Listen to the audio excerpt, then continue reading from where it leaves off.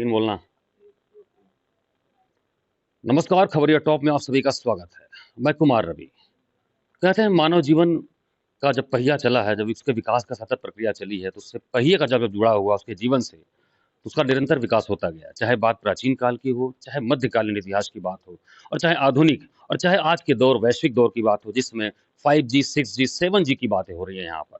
हर तरीके से यहाँ पर कुल मिलाकर पहिए का जो है एक तरीके से मानव जीवन से बहुत ही ज़्यादा जुड़ाव है। ऐसे में ट्रांसपोर्ट सेक्टर, या कह लीजिए कि ट्रांसपोर्ट मैन्युफैक्चरिंग यूनिट, उद्यम हो, चाहे छोटा हो, चाहे बड़ा हो, हर तरीके से ट्रांसपोर्ट सेक्टर आदमी के जीवन को, हर खासवाम जीवन को जो है प्रभावित करता हुआ नजर आ रहा है। बहुत बड़ी इंडस्ट्री है, बहुत बड़ा इसका रोजगार देने वाला ये उद्यम है, लेकिन साथ ही साथ यह आम जीवन को भी इफेक्ट करने वाला है। यहाँ पर इस समय हमारे साथ है उत्तर प्रदेश सरकार के यहाँ शासन में परिवहन आयुक्त महोदय, transport commissioner Shri Chandrabhushan Singh ji, IAS। आइए इनसे बात करते हैं कि इनकी कुछ सेवाएं जो है, अधिकतम सेवाएं, मैक्सिमम 38 सेवाएं ऑनलाइन होने वाली हैं, और साथ ही फेसलेस की दिशा में कदम बढ़ाया जा रहा है, क्योंकि सूबे की योगी सरकार का यह जीरो टॉलरेंस जो भ्रष्टाचार पर है, वह बार बार इस पर जोर दे रहे हैं कि इन सारी सेवाओं को ऑनलाइन किया जाए और फेसलेस किया जाए, ताकि किसी भी स्तर से भ्रष्टाचार किसी भी परिवहन स्थानीय कार्यालय में देखने को ना मिले। आइए हम सर से बात करते हैं। सर, पहले तो आपका बहुत बहुत स्वागत है सर जी। खबरिया टॉप से बात करने के लिए। सर, ये 38 सेवाएं जो सर जो ऐसा है इसमें जो उत्तर प्रदेश भारत में पहला ऐसा राज्य है जिसमें सबसे पहले सेवाओं को ऑनलाइन करने का काम किया। और हम लोगों ने अभी माननीय मुख्यमंत्री जी के समक्ष NIC के माध्यम से प्रेजेंटेशन कराया था, जिसमें NIC ने कुछ सेवाओं को, लगभग 58-59 सेवाएं हैं जिनको ऑनलाइन करने के बारे में विभाग की सहमति मांगी थी। इस संबंध में हमने अपने स्तर पर कमेटी बनाई है, और अभी प्रारंभिक स्तर पर 5 सेवाओं को ऑनलाइन करने के बारे में हमने उनको भेज दिया है, जिस पे वो काम कर रहे हैं और शीघ्र जो है वो हो जाएगा। शेष सेवाओं के बारे में विभागीय स्तर पर विचार विमर्श करने के बाद शासन को एक ठोस प्रस्ताव हम लोग भेज रहे हैं, क्योंकि उसमें शासनादेश निर्गत करने की ज़रूरत होगी, और उसके बाद इस चीज़ को हम लोग लागू कर देंगे। तो इसमें 3 महीने का समय NIC और हमारे बीच में बात हुई है, माननीय मुख्यमंत्री जी के सामने जो कमिटमेंट हुआ है। तो वो सारी जो पेपर फॉर्मेलिटी है हम लोग करके NIC उस समय रहते वो सारे आदेश चले जाएंगे, ताकि फिर उनको फिर अपने स्तर पर पोर्टल में उस चीज़ को लागू करने या व्यवस्था बनाने में थोड़ा समय लगता है, वो सब हो सके। देखिए, आपको मैं बता दूं कि जो भी जहाँ भी पारदर्शिता का अभाव है, जितनी ट्रांसपेरेंसी होती जाएगी उतना ही कार्यालयों में जो भ्रष्टाचार है वो अपने आप समाप्त होता जाएगा। तो तकनीक का इस्तेमाल करके चीज़ों को पारदर्शी बनाने की दिशा में परिवहन विभाग प्रारंभ से ही काम कर रहा है, और आने वाले समय में हम लोग प्रयास करेंगे कि जितनी भी व्यवस्था है वो बिल्कुल पारदर्शी और एकदम साफ सुथरी हो, और उसमें जो भी दिक्कतें हैं उसको समय समय पे हम उसको दूर करते रहें, ताकि ये जो सार्वजनिक उसमें जो है जो आरोप एक विभाग पे लगता है कि दलाल यहाँ बैठते हैं, बाहर के आदमी है, एजेंट लोग काम कराते हैं, ये सारी। सर, अभी एक मामला RTO सर, ट्रांसपोर्ट निगम में भी संज्ञान में आया है सर। तो सर, यहाँ एक व्यवस्था जो आप फेसलेस करते जा रहे हैं, ऑनलाइन करते जा रहे हैं सर, लेकिन आपके कुछ काउंटर्स पे पहले भी जियो ऑर्डर रहा है इसके पहले, कि जो है पूरी तरीके से यहाँ UPI का इस्तेमाल किया जाए, किसी प्रकार का कैश का ट्रांजेक्शन सर आपके लेवल से इसको प्रयास किया जा रहा है सर। ऐसे इसको लेकर कोई डायरेक्शन RTO या RTO? देखिए, ये बिल्कुल कैशलेस व्यवस्था है, और लगभग मैं इसको मॉनिटर भी करता रहता हूँ लगभग हर जिलों में। अभी मैंने बीच में देखा था कुछ जिलों में मैं चल रहा था, तो वो भी मैंने खत्म कर दिया। वो कहा कि ज़्यादा 24 घंटे 48 घंटे तक के बाद जो है वो सारा पैसा जो है वो गवर्नमेंट ट्रेजरी में चला जाना चाहिए, और इस चीज़ को हम लोग लागू कर रहे हैं। तो आने वाले समय, क्योंकि पहले जो मैनुअल व्यवस्था थी उसमें कई जगहों पे गबन भी हुए, दिक्कतें भी आई। अभी इटावा में पुराना एक मामला निकला है जिसमें टैक्स का काफ़ी चोरी का मामला सामने आया है, जिसमें हम लोग कार्रवाई कर रहे हैं। तो ये व्यवस्था आने वाले समय में सब कुछ हम लोग ऑनलाइन कर देंगे, सारा सिस्टम ऑनलाइन हो जाएगा। और जो भी विभाग के साथ, क्योंकि समय के साथ अगर परिवर्तन आवश्यक है, और समय की मांग भी है, और उसके हिसाब से हम लोग आगे लगातार बढ़ने की कोशिश कर रहे हैं। सर, मुख्यमंत्री सर बार-बार आपके कार्यक्रमों में सड़क सुरक्षा की बात करते हैं, इस पे जोर देते हैं। तो सर, ऐसे में आपके यहाँ 75 ARTO रोड सेफ्टी के लिए और सारे तहसील मुख्यालयों पे जो है 351 असिस्टेंट AMVI की जो तैनाती होनी थी सर, इसका प्रपोजल कहाँ तक, किस स्तर से आप लोगों ने? हम लोगों ने माननीय मुख्यमंत्री जी के समक्ष जब प्रेजेंटेशन दिया था, तो उनको ये बताया था कि अब चूंकि पहले विभाग का जब डिजाइन हुआ था तो 50 लाख गाड़ियां थी विभाग में, और आज जो है गाड़ियां हो गई हैं करीब 5 करोड़ के आसपास।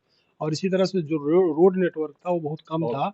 आज एक्सप्रेस वे का नेटवर्क सबसे बड़ा है प्रदेश में, और हाईवेज का भी नेटवर्क है। तो इसलिए आने वाले जो हमारी आवश्यकता है, जो अभी समय नीड हमारी सर। अराइज़ हुई है, उसको लेकर के जो हमारा मैन पावर है वो कम हो रहा है। तो और चूँकि जिले में जिले और मंडल स्तर पे हमारा तो हाँ सर, मतलब हमारा टीमें हैं, सिस्टम है, एआरटीओ है और पीटीओ आरटीओ है। है मंडल स्तर पे, ज़ोन स्तर पे डीटीसी है, लेकिन तहसील स्तर जी, पे हमारी कोई उपस्थिति नहीं है। जी सर। जबकि अन्य विभागों में चाहे वो आपूर्ति सर वहाँ विभाग पर हो, एसडीएम हैं, वहाँ पर सीईओ हैं। नहीं, अन्य विभागों में बता रहा हूँ, जैसे एक्साइज़ डिपार्टमेंट है, हाँ, उनके एक्साइज़ इंस्पेक्टर भी हैं इंस्पेक्टर्स हैं, जी। और सप्लाई डिपार्टमेंट में सप्लाई इंस्पेक्टर्स हैं। तो हर विभाग में एनफोर्समेंट के तहसील और इवन ब्लॉक स्तर तक ब्लॉक के स्तर पे भी अधिकारी है हैं। सर। तो हम लोगों ने इसको बढ़ाने के लिए उसको एमबीआई का जो कॉन्सेप्ट है, जो महाराष्ट्र का, उसको हम लोगों ने इसको लागू करने का प्रयास किया है। और पहले फ़ेज़ में हम लोग प्रत्येक तहसील में जी सर। एक मोटर व्हीकल इंस्पेक्टर की तैनाती का प्रस्ताव शासन को दिया है। और चूँकि आने वाले समय में जो हमारे एनफोर्समेंट के सर, दल हैं, वो भी कम है, सड़कें बढ़ गई हैं, जी, तो जिन जिलों में ज़्यादा एक्सीडेंट्स हो रहे हैं, फिलहाल अभी हम लोगों ने पहले फ़ेज़ में 50 ऐसे जिलों को चिन्हित किया है। जी, इसमें एआरटीओ रोड सेफ्टी के पद सृजन का प्रस्ताव हम लोगों ने शासन को प्रस्तुत किया है। जिसमें वित्त में हमारा प्रेज़ेंटेशन भी हो गया है और वित्त ने उसमें मोटी-मोटी सहमति भी दी है। जी। अब उसके बाद जो भी निर्धारित प्रक्रिया उसका पालन करते हुए हम लोग कैबिनेट में जाएँगे, उस वो उस और ये प्रक्रिया हमारी पूरी हो जाएगी। तो मैन पावर देखिए, कार्य जी, बढ़ भी रहा है और काम बढ़ रहा है और लगातार अ, सर मैन ल पावर इन्फोर्स बढ़ रहा हाँ, है। तो मतलब मैन पावर की जो शॉर्टेज है, उससे विभाग जो जूझ रहा है, उस समस्या का समाधान हो जाएगा। सर उन्नाव सड़क हादसे के बाद सर काफ़ी गंभीर आपने प्रयास किए और उसमें सर आपने टोल प्लाज़ा पर आरटीओ या आरटीओस की तैनाती की और उनका एक महीनेवार का आपने सर एक ड्यूटी चार्ट लगाया। तो सर उससे क्या निकल कर आ रहा है सर? देखिए, अभी जो मैंडेट है गवर्नमेंट का, मुख्य सचिव महोदय से या मुख्यमंत्री जी का है कि कोई भी वाहन सड़क पे वो चलेगा जो लीगल होगा। जी सर। लीगल मीन्स उसके पास प्रॉपर डॉक्यूमेंट होने चाहिए। पहला उसका परमिट होना चाहिए, उसका रोड टैक्स जमा होना चाहिए, उसका फिटनेस होना चाहिए और उसका जो है क्या कहते हैं बाकी इंश्योरेंस के और पॉल्यूशन के सारे कागज़ पूरे होने चाहिए। इसको लेकर के हम लोगों ने अभियान चलाया पूरे प्रदेश में व्यापक स्तर पे और उसमें बहुत सारी पे कार्रवाई भी हुई और लगातार और इसी तरह स्कूल बसों को जी, लेकर के जी सर। कैंप जागरूकता के भी प्रयास किए गए और इन्फोर्समेंट भी किया गया और उसको लगातार हम लोग कर भी रहे हैं और अब इसमें काफ़ी सुधार हो रहा है। बसों की क्वालिटी, बसों की फिटनेस की क्वालिटी और स्कूल बसों की फिटनेस की क्वालिटी ये लगातार बढ़ रही है। लेकिन चूँकि सिस्टम बहुत बड़ा है और विभाग के अलावा भी अन्य डिपार्टमेंट है जिनसे विभाग को सहयोग लेना कोऑर्डिनेशन पड़ता है, जैसे पुलिस है या प्रशासन है, तो इसमें डीएम्स के स्तर पे भी, कमिश्नर के स्तर पे भी बीसी होकर के उनसे भी बात की गई है। तो सारे लोग मिल करके एक समन्वित और संयुक्त प्रयास करके इस समस्या का समाधान करने का कोशिश कर रहे हैं। सर ई वाहनों के सर अधिकारित संचालन के लिए जो है केंद्रीय परिवहन मंत्रालय माननीय नितिन गडकरी जी प्रयास कर रहे हैं और प्रदेश की योगी सरकार भी सर कर रही है। तो सर ऐसे में ई वाहनों को लेकर सर जो आपकी सब्सिडी की प्रक्रिया थी सर अभी तक कहाँ तक पहुँची? देखिए, ई वाहन में जो प्योर इलेक्ट्रिक व्हीकल है और स्ट्रॉन्ग हाइब्रिड है, सर, उनको प्रदेश सरकार रोड टैक्स में 100% एग्ज़म्पशन दे रही है और सब्सिडी भी दे रही जी, है। दोपहिया वाहन है, उसमें 5,000 रुपए का है, कार है 1 लाख रुपए का है और क्या कहते हैं, अगर इलेक्ट्रिक बस है तो उसमें 20 लाख रुपए का है। तो इसमें जो भी एक कट ऑफ डेट के अंतर्गत एप्लीकेशन माँगे गए थे, अब वो समय सीमा सरकार ने बढ़ा दी है।